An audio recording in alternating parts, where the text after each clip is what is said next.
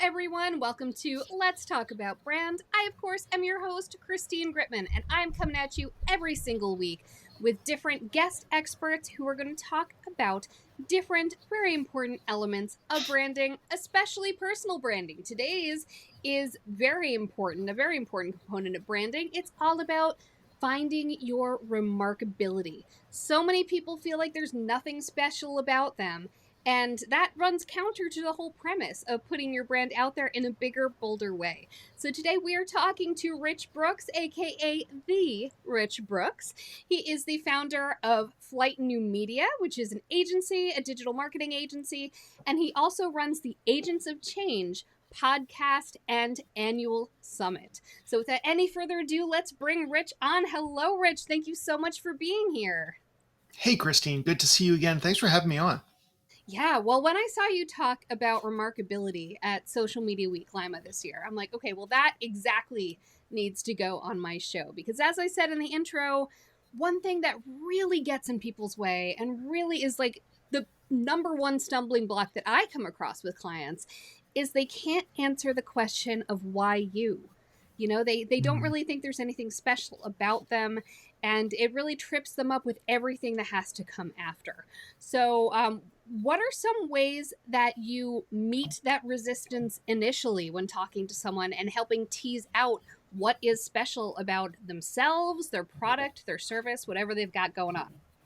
Right. So, one thing might be this may be some of this is remarkability for me. Some of this may be imposter syndrome. I know almost all of us suffer from the thought that we're not good enough, we're not interesting enough, we're not smart, strong, funny enough, whatever it is. And that is just something.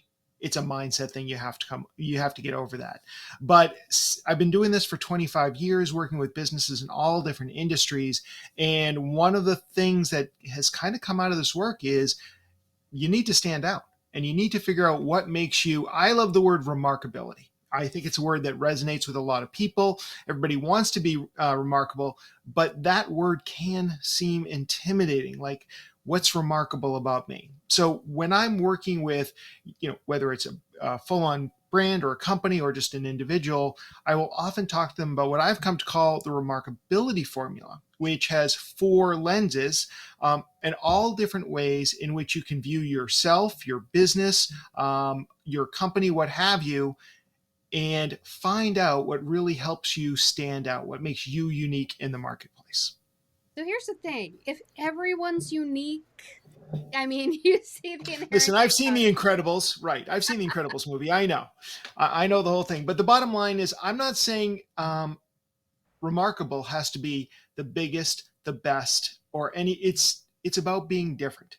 Yeah. It's about when you go through this work, what I've discovered is you start attracting the right types of clients while pushing away the wrong type of clients. We've all had the wrong type of clients. If we've been in business for 5 minutes, we've all know that we've had the wrong type of clients over the years. It also helps you build really high barriers to competition. Ways in which people won't want to go after you head to head. They'd rather find their own remarkability. And also, once you figure this out, it becomes a lot easier and more effective for your marketing because you're not going to be trying to convince people against their will to use you. You're just going to be promoting, identifying, naming, and promoting what makes you stand out from the crowd, what makes you worth remarking upon, or what makes you remarkable. Now, people are so scared of that part that you mentioned about turning off the wrong people and about Yeah. just putting what you have out there and hoping that the right people align with it.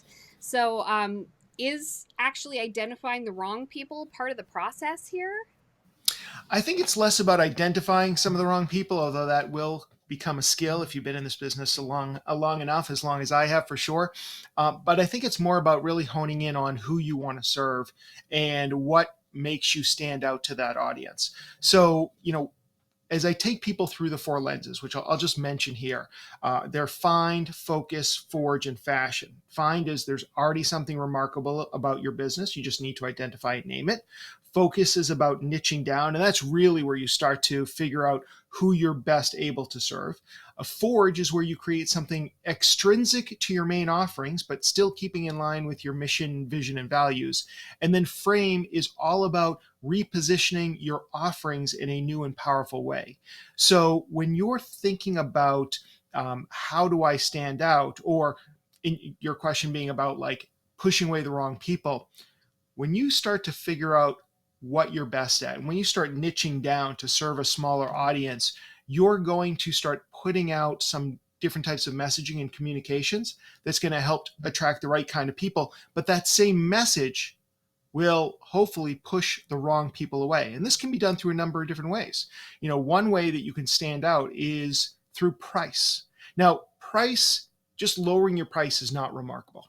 So that's not what I'm recommending here. What I'm recommending is going to the extremes. Maybe you could be the most expensive person out there. Maybe you could be the least expensive person out there, but that's going to attract a certain audience. If you want to be doing deeper work with fewer clients, then chances are you're going to have to be more expensive. Only a few people are going to be able to afford you.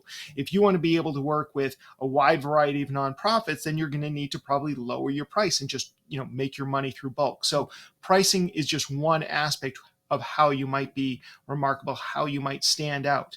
But other things, an example of this is Ben and Jerry's ice cream, right? So Ben and Jerry's comes up with this flavor filled with all these different ingredients, including pecans, and they call it Pecan Resist.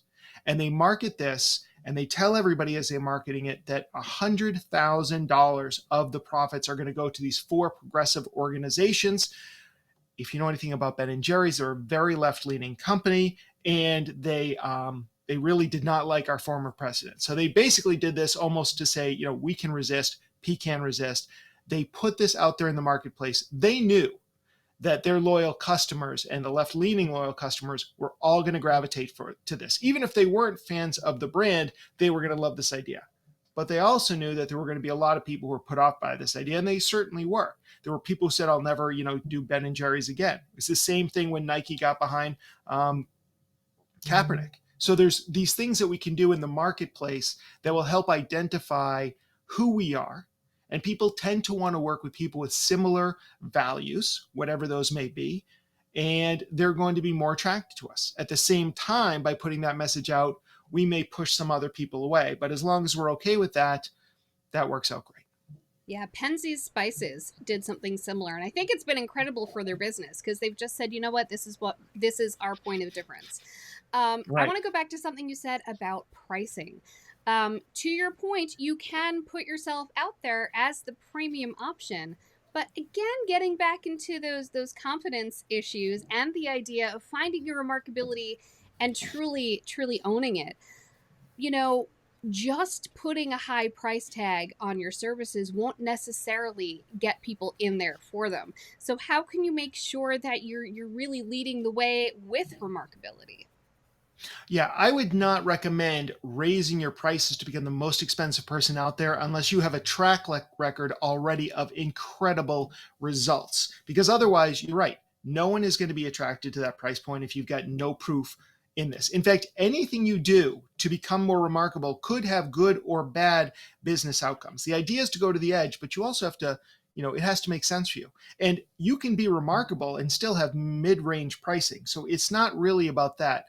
But for example, like if you wanted to do work in a certain area, maybe you were very passionate about it, by focusing on those type of clientele and building up expertise there, raising your prices actually comes from a certain amount of expertise, but also it shows a certain level of exclusivity. If you're worried about it, that may not be your first step forward. Maybe there's something else in how you deliver products or the people in your office or any of these sort of things. So there's a lot of things that might already exist that would be differentiators. So just, thinking out loud here as we, it may be that there's somebody in your office who is a thought leader or you are a thought leader. That in of itself could be one of your differentiators. I'm not saying it's going to be the only thing. Another thing you could do is in that idea of niching down is you could decide that you're going to serve only one type of clientele. Maybe you're only going to serve women who are in leadership positions, who are going to basically have hit the glass ceiling and are looking to break out on their own because they've gone as far as they can go in the corporate world. So you could become known for that. Now you start working with that clientele, which would tend to have more money than maybe an average person, you can start to charge more. But again, you're still going to want to build up your reputation a little bit before you start charging those prices.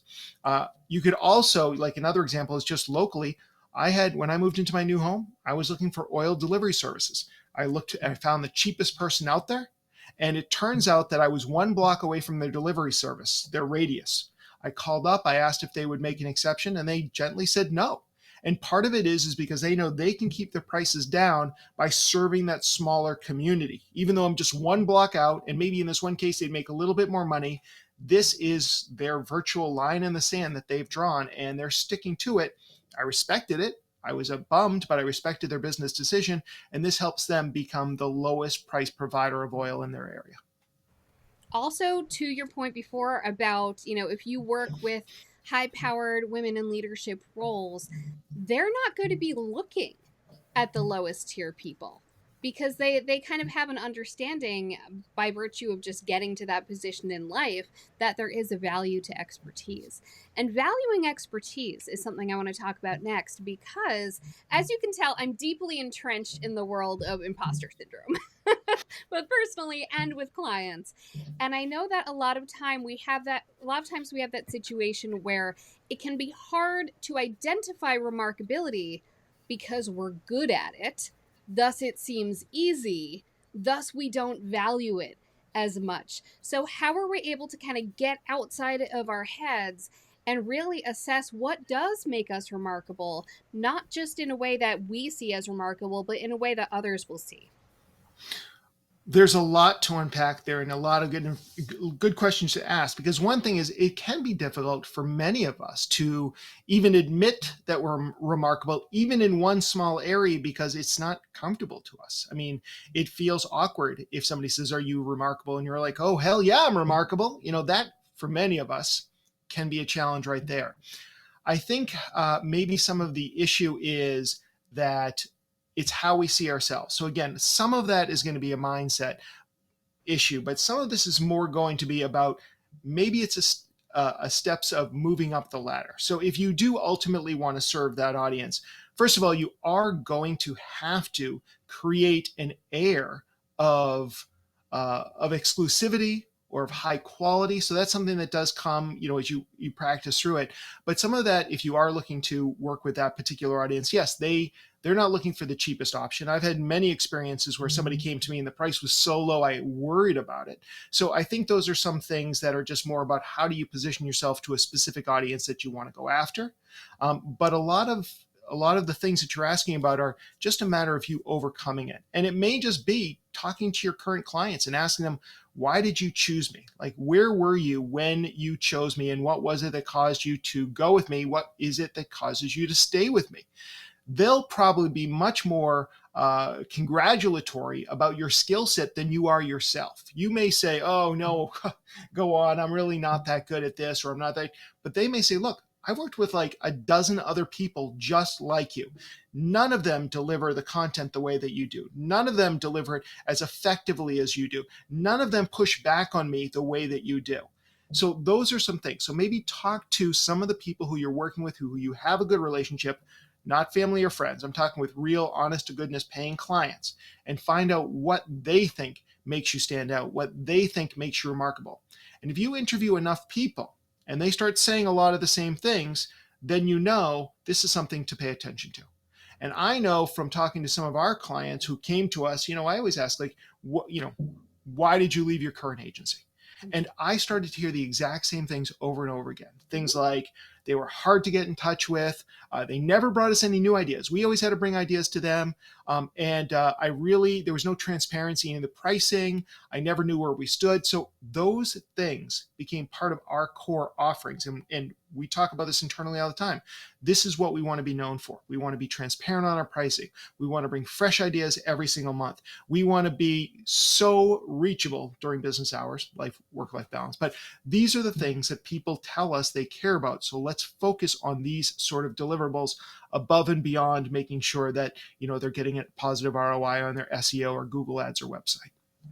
Now, what if you're a little bit newer? You don't really have that data set of existing clients quite as much.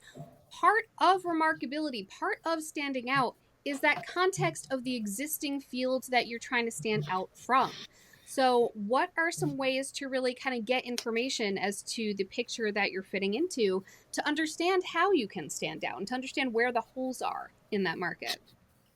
That's an excellent question. And I would say some of this, depending on the type of business that you're doing and your geographic area, there may be groups online that are talking about competing brands. You may go to somebody's website or Facebook page and read through the comments and see what people are saying about that brand, what they like and what they don't like. And by doing that research, you may be able to find certain holes, certain opportunities. There are plenty of places online where groups of your ideal customers are gathering. So I think some of this is just figuring that out. I often will go to Reddit for client work, and find out what people are struggling with. And I remember talking to somebody who had a product for the caregivers, family caregivers of people with memory loss. And they wanted to make this a very positive. A lot of the content on their website was super uplifting, super positive. Everything's great. And when I went to the Reddit group that was very similar, their ideal customers, the amount of agony and angst that people were going through because they didn't feel they were doing enough or it was too much and all this sort of stuff, those were real pain points. And so we came back and started talking a little bit more about those sort of things and how this particular solution helped with those issues. And that was a big win. And we started to see better results. So if you don't have enough data for yourself because you haven't been in business long enough, start looking at places where either your ideal customers gather or go to your competitors' websites, Facebook page, social media feeds, and see if you can glean any insights from those places. Very good sources. Now, when you're in a situation where you're trying to present your own remarkability and when you're really taking a good look and an assessment of your own strengths, that where you go from the assessment of your own strengths can go in two different directions. There's strengthening your strengths, leaning into your strengths and saying, I'm going to go really deep into this thing that I'm already awesome at. And then there's also the option of strengthening your weak points. And we've only got so much energy, of course, when it comes to us as human beings and as organizations. So how do you recommend we view weaknesses, essentially, in the context of making sure that we are remarkable? Let them go. Hire people who can do that work. Honestly, if you spend all your time working on your weaknesses and not increasing your strengths, you are going to fall right in the middle of mediocrity and no one's going to be interested. And that is the opposite of remarkability. Most remarkable companies have some sort of Achilles heel or many Achilles heels. Like that's just how it is. I'm not telling anybody listening now that you become remarkable and everybody will like you. The whole thing is you're going to become remarkable to your ideal customers. Like that's the goal right now. You really want to be the obvious choice for them.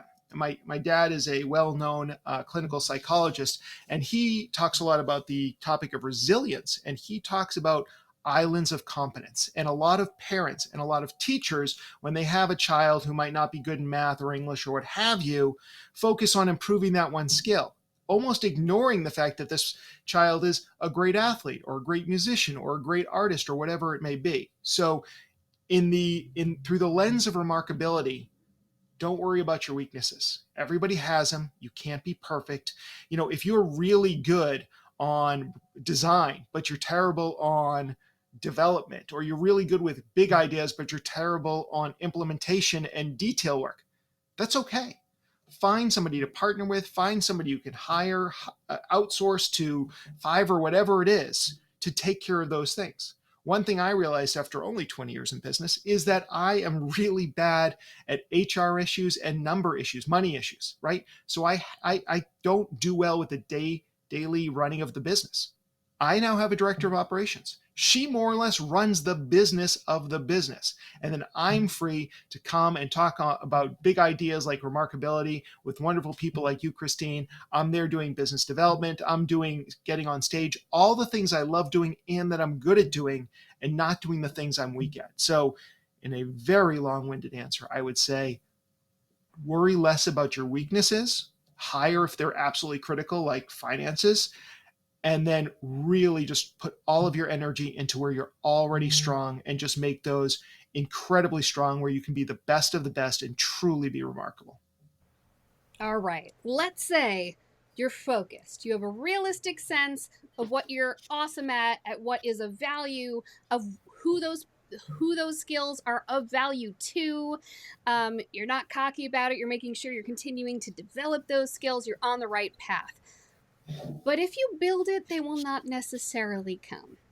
So, what are some ways that you can make sure that your efforts towards getting your own remarkability recognized and getting to put it to use to the benefit of others, how can you make sure that you're able to make that connection there? Some of this comes down to the way that you communicate it and the channels you use. So obviously your website's going to be one of the most important things you do.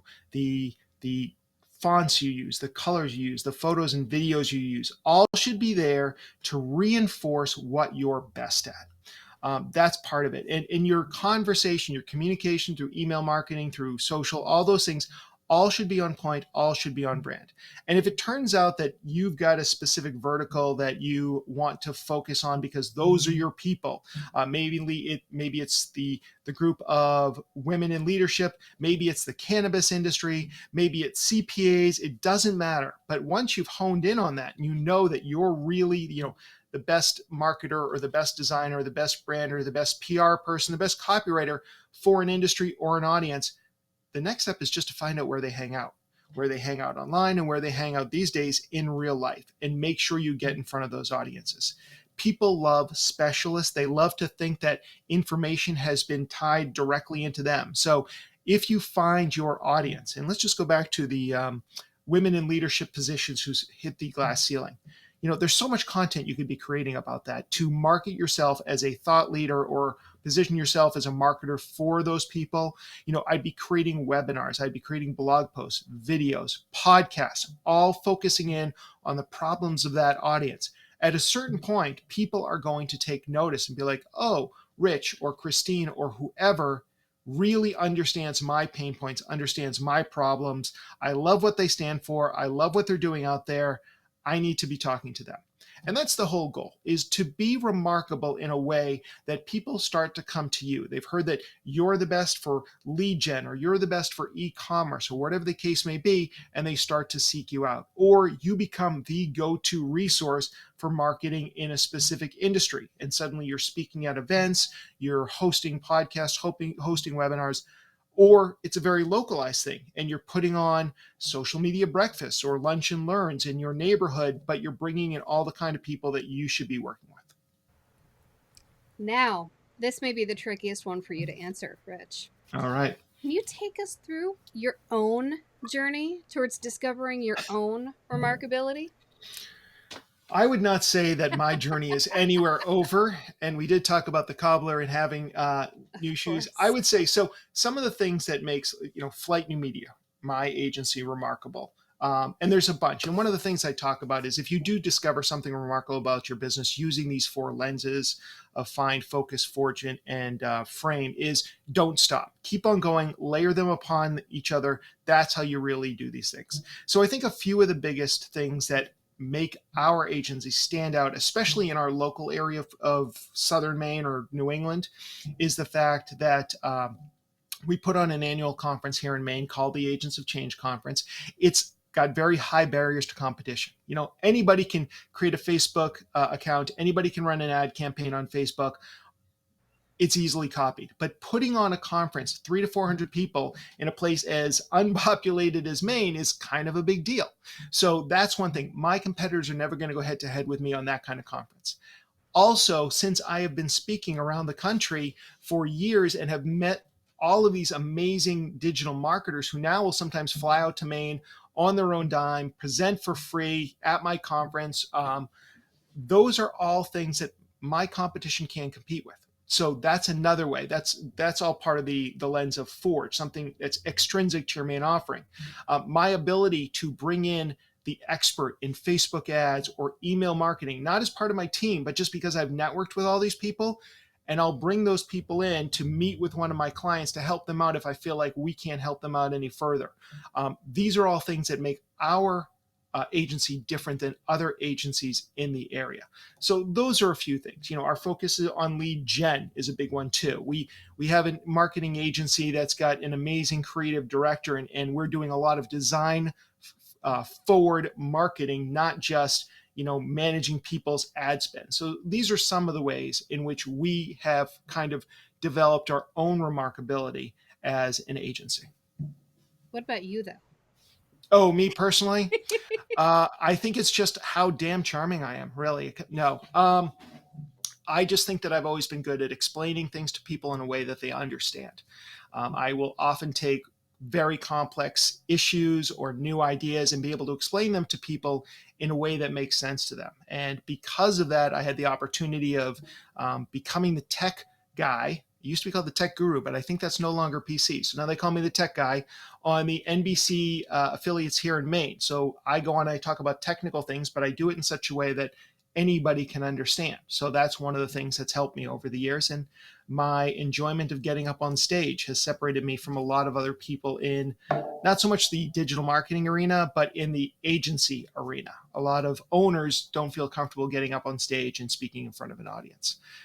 And just how connected I am to my local area is also a big plus as well. So these are some of the ways that and again, talk about imposter syndrome. I don't even feel comfortable saying I'm remarkable on your show. Talking about remarkability, I'm like literally overheating right now and blushing. So if you're at home listening, I feel your pain, but you got to get over that and you got to put yourself out there.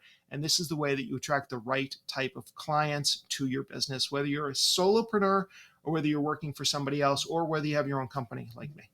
Even the Rich Brooks blushes when talking about himself, people. So, Yeah, it's not absolutely. unique. You just got to push past it. And, your initial response about charm, that's not entirely a joke, because you mentioned earlier that one of the ways that you're a huge asset to your own agency is the fact that you're able to forge the connections that get you the ability to pull in the strongest people. So I think that that's worth pointing out, that absolutely personal characteristics are not something to be ignored. Those are absolutely something to value as professional skills as well. Absolutely. And we do most of our copywriting in house here at Flight, but I do have a copywriter from outside who I bring into every project I can, because besides being a really good copywriter who offers her skills at a very, in my opinion, reasonable price, she also makes everybody she works with feel fantastic. Like even within the first few minutes of her entering the room, everybody feels better about themselves. It is like a superpower that she has. I know everybody throws around the what's your superpower? This is like a superpower. It's unbelievable. Like everybody feels better after meeting with her. That's an incredible element of remarkability. Like that is something, if you have, whether it's that aspect of your personality or another, if there's something about you that just draws people in, that's huge. And you should absolutely lean into that. Absolutely. Well, my goodness, I could talk about this all day with you, Rich. Thank you so much for being here. It's Where been a pleasure. Thanks for making me blush. where can and should people find you, and what will they find there? If you're a big fan of podcasts, I recommend you check out the Agents of Change podcast. That's my weekly podcast all about digital marketing. And if you are interested in checking out our agency, we are at takeflight.com. That's FLYTE. And finally, if you just want to connect with me, ask me any questions, or just say hello, I am the Rich Brooks on every single social platform.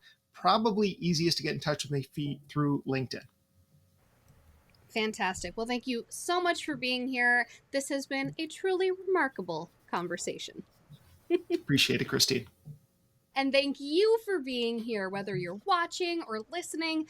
Thanks for showing up for Let's Talk About Brand. I'm going to be back at you next week, interviewing another guest expert about another super important element of branding that you need to know about. Thanks so much. Bye.